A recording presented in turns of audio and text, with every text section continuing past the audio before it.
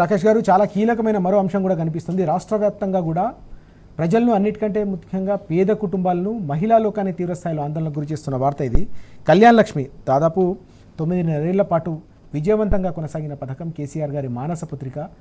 తొలి క్యాబినెట్లో కేసీఆర్ గారు తీసుకున్న నిర్ణయం, వాస్తవానికి మేనిఫెస్టోలో ఇవ్వని హామీని కూడా తొలి క్యాబినెట్లో నిర్ణయం తీసుకుని 9.5 ఏళ్ల పాటు విజయవంతంగా అమలు చేస్తే కాంగ్రెస్ అధికారంలోకి వచ్చిన తర్వాత కొత్త గ్యారంటీల మాట దేవుడు ఉన్న పథకం కూడా ఈరోజు నీరు గారిపోతున్న సందర్భం. నిన్న బీఆర్ఎస్ శ్రేణులంతా కూడా తెలంగాణ వ్యాప్తంగా కదం తొక్కాయి. మహిళా లోకమంతా కూడా ఇందులో భాగస్వాములైన సందర్భం. వారు కూడా ఆగ్రహం వ్యక్తం చేసిన పరిస్థితి. ఎట్లా చూడాలి? ఒక్కో పథకం నీరు గారిపోతుంది. కేసీఆర్ గారి పథకాలను కూడా ఈ రకంగా సమాధి చేయడాన్ని ఎట్లా చూడాల్సిన అవసరం కనిపిస్తాం? కేసీఆర్ గారు ఒక మానవీయ కోణంలో ఆయన, అంటే కేసీఆర్ గారితో మేము పనిచేస్తున్న క్రమంలో మేము విద్యార్థులం, చిన్న పిల్లలం, అప్పుడు 20-21 ఇయర్స్ మేము పిల్లలం. కాబట్టి కేసీఆర్ గారి ఆలోచన విధానాన్ని ఆ రోజు చూసినప్పుడు ఆయన, అంటే ఒక పేపర్ చదివితే ఆ పేపర్ గురించి ఒక చర్చ. ఓల్డ్ సిటీలో అరబ్బు షేకులు వచ్చేసి అమ్మాయిలు కొనుక్కపోతుర్రు 20,000కు 30,000కు, ఏంది దుస్థితి అని చెప్పేసి ఆ రోజు ఉన్నటువంటి నాయకులను అడిగితే, మహమూద్ అలీ గారిని అడిగితే, గరీబీ సాబ్ బేటీ కా షాదీ నై కర్ సక్తే, ఉస్కే వాస్తే కౌన్ బి ఆయతో ఉస్కు బేజ్ రే అని చెప్పేసి, అంటే మహమూద్ అలీ గారు చెప్పినటువంటి అంశాలు కావచ్చు, ఆ రోజు వచ్చినటువంటి మత పెద్దలు ఎవరు వచ్చినా వాళ్ళు చెప్పినటువంటి మాటలు కావచ్చు, అవన్నీ కూడా కేసీఆర్ గారి మనసును కదిలించినాయి. ఇంతకుముందు మీకు తెలుసు, ఈనాడు పేపర్లో, దక్కన్ క్రానికల్లో, కొన్ని పేపర్లలో రెగ్యులర్గా హెడ్లైన్స్ వస్తుండే, అరబ్ షేకులకు అమ్మాయిలను చార్మినార్ ఏరియాలో, ఓల్డ్ సిటీ ఏరియాలో అమ్మేసారు, వాళ్ళు ఎక్కడి నుంచి వచ్చి ముస్లిం పెళ్లి చేసుకున్నారు, ఆ ముల్లాను అరెస్ట్ చేశారు, వాళ్ళని అరెస్ట్ చేశారు అని అన్నది. అది షాదీ ముబారక్ అనేటువంటి ఒక అంశానికి ఒక బీజం పడ్డది. కేసీఆర్ గారు తండా నిద్ర చేశారు. మేమందరం సార్తో పోయినాం. అప్పుడు తండా నిద్ర చేసినప్పుడు ఒక తండాకు పోతే ఆ తండాల నిద్ర చేసినాం. ఒక ఆమె వచ్చి ఏడ్చుకుంటా సార్ దగ్గరికి వచ్చి, సార్ కాళ్ళ మీద పడ్డది. అయ్యే కాళ్ళ మీద ఎందుకు పడుతున్నామమ్మా, లేపట్టి వాళ్ళని ఏమైందమ్మా ఎందుకు అంటే, అయ్యా 2 రోజుల కిందట నా గుడిసె కాలిపోయింది, నా గుడిసెలో నా బిడ్డ పెళ్లి చేస్తా అని చెప్పేసి 40-50 వేల రూపాయలు దాచిపెట్టుకున్నాను, నా బిడ్డ పెళ్ళెట్లా చేయాలని చెప్పేసి ఆమె కాళ్ళ మీద పడి వేసింది. ఏడవంగానే కేసీఆర్ గారు అప్పుడే వెంటనే అక్కడ ఉన్నటువంటి పార్టీ శ్రేణులందరినీ పోగు చేసి వాళ్ళతోటి ఆ డబ్బులు వాళ్ళకు ఇప్పించేసి ఆ పెళ్లి కూడా ఘనంగా మనమే చేద్దామని చెప్పేసి పార్టీ తరఫున మ్యారేజ్ చేసినటువంటి పరిస్థితి.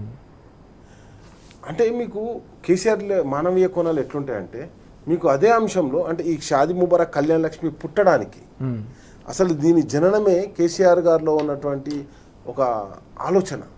అరే ఈ ఒక ఆడపిల్ల పుట్టడం తప్ప అని చెప్పేసి కాదు, ఆడపిల్ల అంటే మహాలక్ష్మి, ఆమెను సాదుకోవాలని చెప్పేసి ఏం చేసాడు కేసీఆర్ గారు? కేసీఆర్ గారు షాదీ ముబారక్ కళ్యాణ లక్ష్మి పెడుతూ కేసీఆర్ కిట్ పెట్టిండు. ప్రతి ఒక్క ఆడపడుచు కూడా, ఒక అమ్మాయి డెలివరీకి పోవాలంటే పేద తల్లి తన బిడ్డను కట్టడానికి కూడా కష్టపడద్దు అని చెప్పేసి కేసీఆర్ కిట్ పెట్టి, అమ్మాయి పుడితే 13,000, అబ్బాయి పుడితే 12,000, ఆ తల్లి బిడ్డ పుట్టినప్పుడు కనీసం పనికి కూడా పోవద్దు అని చెప్పేసి ఒక మానవీయ కోణంలో దాన్ని సృష్టించడం జరిగింది. అంటే కేసీఆర్లో ఉన్నటువంటి మానవీయ కోణంలో ఇదొక అంశం అయితే, ఇంకొక అంశాన్ని కూడా ఈరోజు మనం ప్రస్తావించుకోవాలి. సిరిసిల్ల ఒరిశాలగా మారినప్పుడు కేసీఆర్ గారు అప్పుడు ఎంపీ ఉండే, ఏది కరీంనగర్ ఎంపీ ఉండే, సెంట్రల్ మినిస్టర్ ఉండే. ఎంపీ పదవికి రాజీనామా చేసిన తర్వాత అక్కడ మరణాలు జరుగుతున్నాయి అన్నప్పుడు క్రమంలో అక్కడ కేసీఆర్ గారు ఒక ట్రస్ట్ ఏర్పాటు చేసిండు. ఆ వేదిక మీదనే ఎవరెవరు ఎన్నెన్ని పైసలు ఇస్తారని పార్టీ నాయకుల దగ్గర, అందరి దగ్గర డబ్బులు తీసుకొని ఒక ట్రస్ట్ను కూడా ఏర్పాటు చేసిండు. అట్లా కేసీఆర్ గారు పెట్టినటువంటి ప్రతి ఒక్క పథకంలో ఒక మానవీయ కోణం ఉంటుంది. అది రైతు బంధు పెడితే రైతులు ఆత్మహత్యలు ఎందుకు చేసుకుంటూ, పెట్టుబడి సాయం లేక వాని దగ్గరికి ఎందుకు పోవాలి మనం అని చెప్పేసి ఒక రైతు బంధు పథకాన్ని పెట్టడం. ఈ రాష్ట్రంలో ఒక 26 మెడికల్ కాలేజీలు పెట్టడం, వాటికి అనుబంధంగా హాస్పిటల్ను పెట్టడం, ప్రభుత్వ హాస్పిటల్ను పటిష్టం చేయడం. హైదరాబాద్ లాంటి ప్రాంతంలో నిన్న ఓపెన్ చేసుకున్నారు కదా వీళ్ళు బ్రహ్మాండంగా, రిబ్బన్ కటింగ్ ముఖ్యమంత్రి కేసీఆర్ గారి ఆలోచన. నాట్ ఓన్లీ టిమ్స్ ఇక్కడ ఒకటి, సనత్ నగర్ ఒక్కటే కాదండి, టిమ్స్ బొల్లారం ఒకటి, అదేవిధంగా కొత్తపేట ఒకటి. మీరు అంతేందుకు ఎంజిఎం ఏదైతే వరంగల్ ఎంజిఎం కూడా, అక్కడ ఉన్నటువంటి సెంట్రల్ జైలును కూలగొట్టి, అంటే జైలు ప్రజల మధ్యలో ఉండొద్దు, దవాఖానా ప్రజల మధ్యలో ఉండాలి, జైలు ఊరవతలు ఉండాలి. జైళ్ళకేంచి రోజు పొద్దుగాలేసి పనికి పోయేది అయితే ఏం లేదు కదా, ఆయనే ఉంటాడు కదా. కానీ పేద ప్రజలకు వెంటనే వరంగల్ రైల్వే స్టేషన్ దగ్గరనే ఉంటుంది. ఎందుకంటే మనకు ట్రైన్ రూట్లో, బస్ రూట్లో అవైలబుల్ ఉంటుంది. ఎంజిఎం అంటే ప్రతి ఒక్కటి ఆలోచించే క్రమంలో ఒక మానవీయ కోణంలో దాగున్నటువంటి గొప్ప ముఖ్యమంత్రి కేసీఆర్ గారు. ఓకే, అది మిషన్ భాగీరథ తీసుకున్నా, లేకపోతే కాళేశ్వరం ప్రాజెక్టు, పాలమూరు ఎత్తిపోతలు తీసుకున్నా, ప్రతి ఒక్క పథకంలో రైతులకు నీళ్ళు అందియాలి, ఓకే, ఆడబిడ్డను కాపాడుకోవాలి, ఆడబిడ్డను సాదుకోవాలి. రైట్. దీంట్లోంచి పుట్టింది షాదీ ముబారక్, కళ్యాణ లక్ష్మి, రైతు బంధు లాంటి పథకాలు, రైతు బీమా లాంటి పథకాలు. కానీ ఈరోజు ఏం జరిగింది? రైట్. కనీసం 4 రోజుల నుంచి నిన్న ఎంత బాధాకరమైనదంటే ఒక 2 మంత్రులు బీసీ మంత్రులతోటి షాదీ ముబారక్, కళ్యాణ లక్ష్మి అంటే బీసీ, ఎస్సీ, ఎస్టీలదేనా? అందరిది కాదా? ఓకే.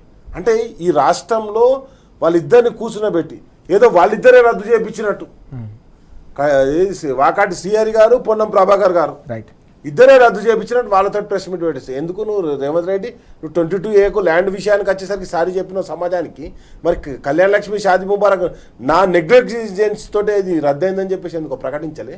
ఓకే. దానికి ఎవరిని బలి చేయాలి? ఆస్తులకు, ప్రాపర్టీలకు, పంచాయతీలకు. ఈరోజు టోల్ ఫ్రీ నెంబర్ ఏమో శ్రీనివాస్ రెడ్డి ఇస్తాడు.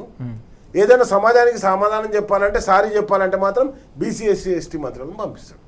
కాబట్టి ఇక్కడ జరుగుతున్నటువంటి మానవీయ కోణాన్ని కూడా మనం చూడాలి. మొత్తానికి మొత్తం కేసీఆర్ గారు పెట్టింది ఒక మానవీయ కోణంలో షాదీ ముబారక్, కళ్యాణ లక్ష్మి పెట్టడం జరిగింది. దాని గురించే నిన్న కేటీఆర్ గారు మా వర్కింగ్ ప్రెసిడెంట్ పిలుపునిచ్చారు.